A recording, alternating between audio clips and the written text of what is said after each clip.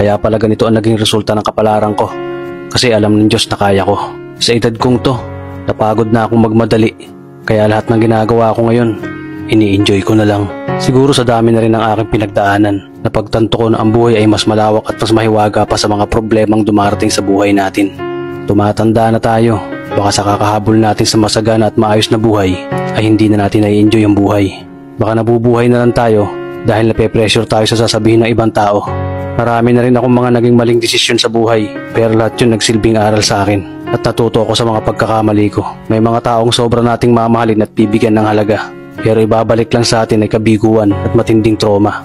Kaya wag nating lilingunin ng mga taong tulad nila dahil mas payapa kapag hindi ka na interesadong malaman pa kung ano pang balita sa kanila. At wag mong idepende ang sarili mo sa kahit kanino.